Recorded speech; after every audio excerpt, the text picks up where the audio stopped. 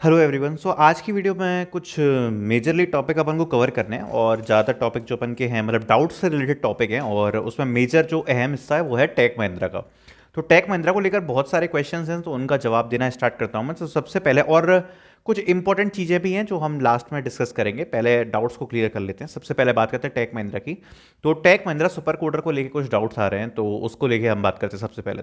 तो टेक महिंद्रा के super coder में अगर आपको याद हो तो एक टेस्ट जो नौकरी पे जब आपने रजिस्टर किया था उसके बाद आप लोगों ने दिया था, उसके बाद उसके रिजल्ट्स आए और रिजल्ट्स का मेल यहाँ पर रिसीव हुआ। ठीक है, वो फर्स्ट फेज था। उसके कुछ दिन बाद अभी कल परसों दोबारा से मेल आए और उन दोबारा से मेल में दोबारा से यहां पर टेस्ट कंडक्ट कराया गया और बच्चों का। ठीक, अब टेक महिंद्रा के सुपर कोडर में यहां पर रिजेक्शन मेल भी भेजे गए हैं। अब जो बच्चे बचे हुए हैं जिनको ना ही टेस्ट मेल आया ना ही जिनको रिजेक्शन आया, वो लोग यहां पर अभी कंफ्यूजन में है कि आगे क्या कोई टेस्ट आ सकता है। तो यस, यहां पर पॉसिबिलिटी है कि आगे आपको सिलेक्शन मेल आ सकता है। उसका रीजन मैं आपको बता रहा हूं। जो टेक महिंद्रा सुपर कोडर का फर्स्ट राउंड था वो एलिमिनेशन राउंड, मतलब एज सच कोई मास एलिमिनेशन राउंड नहीं होता, क्वालिफाइंग राउंड होता है।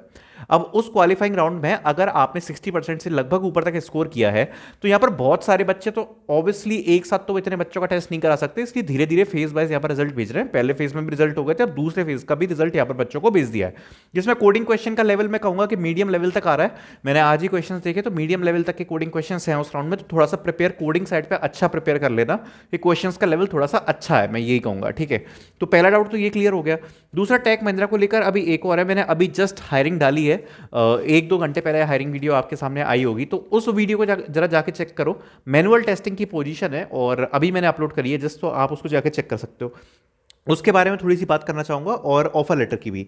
तो अपने ग्रुप से आदि को आज ग्रुप ऑफर लेटर मिल गया। तो पहले तो आदि भाई कॉन्ग्रेचुलेशंस आपको, huge huge congratulation, because Tech Mahindra में ऑफर लेटर आज उनको मिल चुका है। तो सबसे पहले तो आपको कॉन्ग्रेचुलेशंस। और जिन लोगों को अभी मैं एक चीज़ बताना चाहता हूँ वो ये है कि मैनुअल टेस्टिंग की जो मैंने हायरिंग डाली है अभी टेक महिंद्रा की लास्ट वीडियो में, सो उसमें क्या है ना कि उसमें ऑलरेडी पिछले बच्चों का सिलेक्शन हुआ था। जब सिमिलर टाइप की हायरिंग पहले टेक महिंद्रा ने रिलीज की थी तो यहाँ पर बच्चों का सिलेक्शन हुआ था।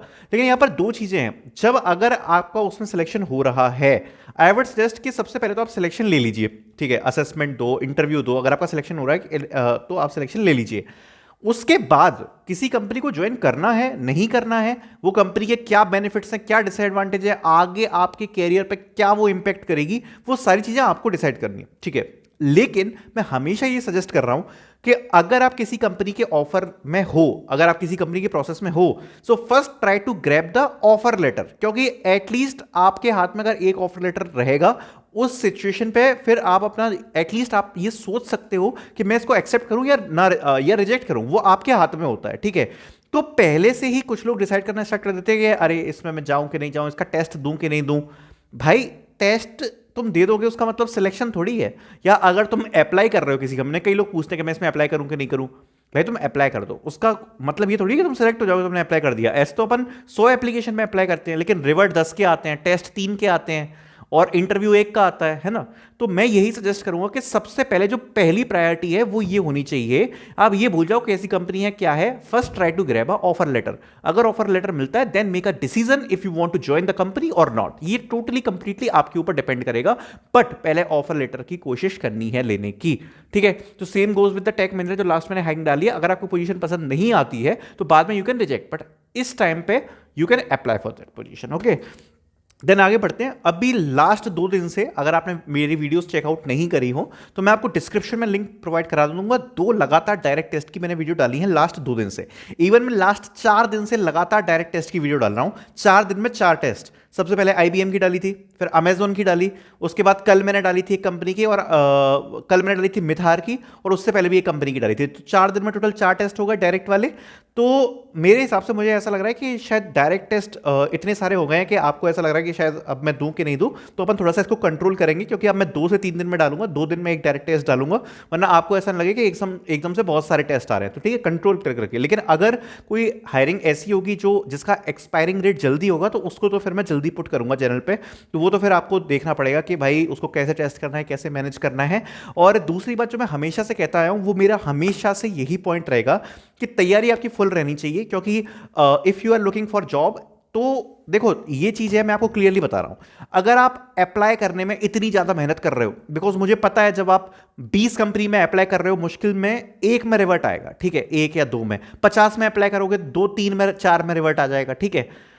अगर आप इतनी मेहनत अप्लाई करने में कर रहे हो और अगर चार से रिवर्ट आ रहा है आपको वापस, गलती से अगर चार से आ रहा है, दो से आ रहा है, तो आपको यह चीज ध्यान रखनी है कि वो जो रिवर्ट है उसको आपको कन्वर्ट करके फुल टाइम अपॉर्चुनिटी में बदलना है, उसको ऑफर लेटर में बदलना है। और वो कैसे होगा, क्योंकि जिस लेवल का कंपटीशन है, बहुत हाई लेवल का कंपटीशन है। अगर मैं एक एग्जांपल आपको देके बताता हूं, एक जो अपनी कंपनी है एवासॉफ्ट, तो उसने जीडी कंडक्ट कराया। अब जीडी की मैंने हायरिंग डाली थी, तो जब जीडी कंडक्ट हुआ तो उसके टोटल ग्रुप डिस्कशन के टोटल 200 से ज्यादा ग्रुप बने, और टोटल पोजीशन कितनी थी, 20-30 पोजीशन होंगी, 200 से ज्यादा ग्रुप जीडी राउंड के बने हैं, आप ये सोच सकते हो। तो और उसमें एक्सपीरियंस बंदे बैठे हुए थे और उसमें फ्रेशर्स भी बैठे हुए थे। तो यहां पर फाइट केवल फ्रेशर फ्रेशर की नहीं है, ये बात समझना पड़ेगा। यहां पर fresher to up to 2 years का कंपटीशन चल रहा है, क्योंकि उनको भी यहां पर फ्रेशर में ही ट्रीट किया जाता है, जो कि जिनको अप टू का 2 एक्सपीरियंस होता है। तो अपन की लड़ाई जो है ना वो थोड़ी सी तगड़ी वाली है। तो आपकी जो प्रिपरेशन हो वो ऐसी हो कि अगर कहीं से अपन को रिवर्ट आ रहा है तो उसको अपन बना पाए। और जो बच्चे ऐसा कर पा रहे हैं, लगातार उनको ऑफर लेटर मिल रहे हैं, मेरे साथ उनका संपर्क होता रहता है। और अब तो हम नई सीरीज निकाल रहे हैं यहाँ पर, जिसमें उन बच्चों का मैं कॉन्टैक्ट करके इंटरव्यू डाल दूंगा पूरा यूट्यूब पे कि कैसे उन्होंने ऑफर लेटर लिया, कैसे उन्होंने ट्राई किया। तो अपन को ये चीज इसमें पूरी की पूरी ट्राई करनी है, ठीक है। दूसरी बात मैं करना चाहूंगा अमेजन की। सो अमेजन को लेकर यहां पर दो तीन चीजें हैं। अमेजन में लगातार कुछ ना कुछ हायरिंग्स आती रहती है, ठीक है। तो अमेजन एक ऐसी कंपनी हो सकती है जिसको अपन टारगेट कर सकते हैं, एक कंपनी जो एटलीस्ट अपन को एक ऑफर लेटर दिलवा पाए, क्योंकि अमेजन में लगातार कुछ ना कुछ डायरेक्ट असेसमेंट वाली हायरिंग्स आती रहती है, ठीक है। अभी करंटली सेलर पार्टनर सपोर्ट के भी मेल्स काफी लोगों को गए हैं। तो अमेजन में दो तीन चीज बोलना चाहूंगा। एक तो अमेजन में जनरली सब में वर्सन टेस्ट होता है, और बहुत सारी कंपनीज में यहाँ पे वर्सन टेस्ट होता है। तो आप वर्सन टेस्ट तो ऐसा मान के चलो, क्योंकि वो आपको काफी ज्यादा हेल्प भी करेगा कि वर्सन टेस्ट की प्रिपरेशन अपनी पूरी बना के रखो। उसके लिए आप अमेजोन वर्सन टेस्ट सर्च कर सकते हो यूट्यूब पे, और वर्सन टेस्ट की अपनी पूरी प्रिपरेशन रखो। चाहे कोई भी कंपनी आए, उसके कम्युनिकेशन असेसमेंट को निकालने में आपको कभी कोई इशू नहीं होगा, ठीक है। देन आगे बढ़ते हैं, और एक और मेरे को बात करनी थी, उसके बारे में बात करेंगे, वो है डेलोइट एनएलए के बारे में। तो डेलोइट एनएलए का अनएक्सपेक्टेड डिले है, जो कि कभी नहीं होता है। अब मुझे ये समझ में नहीं आ रहा है कि बीएससी और बीसीए के साथ क्या हो रहा है, बट बहुत ज़्यादा अनएक्सपेक्टेड है। No one can predict this कि क्या ही हुआ है, क्योंकि डेलोइट कभी ऐसा नहीं करती है जनरली कि रिजल्ट नहीं रिलीज किया जाए। बट इस बार मुझे नहीं पता क्या हुआ है, but this is so unexpected. And बात करें अगर रिजल्ट्स की, जिन लोगों के इंटरव्यूज हो गए, तो भाई थोड़ा सा सब्र रखो, सब्र रखो, हर चीज़ आ जाएगी। 2-3 सप्ताह लगते हैं रिजल्ट आने में, उसके बाद बैकग्राउंड वेरिफिकेशन वगैरह का काम चालू हो जाएगा, उसके बाद आपको ऑफर लेटर मिल जाएगा। टेंशन मत लो, आराम से और कंपनीज में अप्लाई करो तब तक, ठीक है। देन आगे हम बढ़ते हैं। एक जो सीरियस बात मेरे को करनी है वो ये है कि जो देखो मार्च अप्रैल का महीना है जनरली, तो क्या होता है ना कि कंपनीज में अप्रैल के बाद जनरली क्या होता है कि इंक्रीमेंट्स लगना स्टार्ट होते हैं। अगर कोई कंपनी में अगर आप जा रहे हो ना, तो अप्रैल मंथ के बाद इंक्रीमेंट्स लगना स्टार्ट होते हैं। तो इसको अपन फाइनेंशियल ईयर चेंज मानते हैं मई से, ठीक है, मई से कि भाई कंपनी का फाइनेंशियल ईयर चेंज हो रहा है। तो उस चक्कर में जो सबसे सूखा महीना होता है ना हायरिंग्स का, वो होता है मार्च और अप्रैल। ये 2 महीने ऐसे हैं जो कि सबसे ज़्यादा सूखे होते हैं, और सबसे ज़्यादा बच्चों का डीमोटिवेशन इन्हीं वाले 2 महीने में बनता है। और जो इन 2 महीने में खड़ा रह जाएगा वो बन जाएगा। कैसे बन जाएगा? अभी अगर जिन बच्चों को ऑफर लेटर्स आ रहे हैं, तो वो बच्चे वो हैं जिनने दिसंबर या जनवरी या फरवरी में कंपीट किया हुआ, उनको मार्च में ऑफर लेटर आ रहे हैं। बहुत ही ज़्यादा कम लोग होंगे जो मार्च और अप्रैल में सिलेक्ट होंगे, उनको बाद में ऑफर लेटर मिलेगा। जिसका मैं रीज़न बता रहा हूँ, फाइनेंशियल ईयर चेंज होता है तो हायरिंग्स बहुत ज़्यादा कम हो जाती है, क्योंकि सीजन चेंज होता है, ठीक है। अपनी मई के बाद हायरिंग्स फिर से बढ़ जाएंगी जून के महीने में। अभी 2 महीने थोड़ा सा स्ट्रगलिंग वाला पीरियड आपका रहेगा। तो इस टाइम पे जब ये टाइम चल रहा है, तो 2 चीज़ें आपको ध्यान में रखनी है। एक तो कोई अपॉर्चुनिटी मिस नहीं करनी है, क्योंकि वो तो इंपॉर्टेंट है, क्योंकि जब तक टेस्ट नहीं दोगे तब तक इंप्रूवमेंट कैसे आएगी, या फिर टेस्ट के बाद इंटरव्यू नहीं दोगे तो इंप्रूवमेंट कैसे आएगी। दूसरी बात जो एक और चीज़ ध्यान देनी है, जिस पर मैं बार बार गौर कर रहा हूं, डेली स्किल अप करना है। चाहे वो कम्युनिकेशन स्किल्स में हो, चाहे टेक्निकल स्किल्स में हो, क्योंकि प्रैक्टिस देखो, प्रैक्टिस होती है इनफाइनाइट, प्रैक्टिस कभी खत्म नहीं होती। अगर आप आज के टाइम पे देखोगे, मेरा प्रोडिक्शन ये कह रहा है कि अभी के टाइम पे, मॉडर्न टाइम पे, अगर फ्रेशर्स एज आप फ्रेशर्स जा रहे हो, तो जितना मैं जज कर रहा हूं उस हिसाब से मुझे ऐसा लग रहा है कि अभी फ्रंट एंड में फ्रेशर्स की अच्छी डिमांड आ रही है। मैं आपको ये सजेस्ट करूंगा, अगर आप अभी, आप पे इतना काम नहीं है, तो आप अभी एंगुलर पढ़ना स्टार्ट कर दो या रिएक्ट पढ़ना स्टार्ट कर दो। ये आपको बहुत अच्छा एडवांटेज देगा अगर आपको नहीं आता है तो।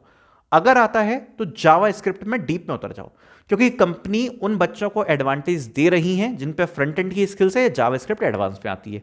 तो इस टाइम पे मैं यही कहूंगा, जब अपना मार्च और ये अपना अप्रैल वाला फेज चलेगा, 2 महीने हैं आपके पास, लगा के तैयारी कर लो, अप्लाई करते जाओ और साथ में फ्रंट एंड को थोड़ा सा प्रिपेयर करना आप स्टार्ट कर दो, ठीक है। तो आगे आपकी हो सकता है थोड़ी बात बन जाएगी, ठीक है। तो आई होप मैंने कुछ चीज़ें कवर करी होंगी वीडियो में, थोड़े बहुत डाउट्स क्लियर करे होंगे। So thank you so much for watching this video.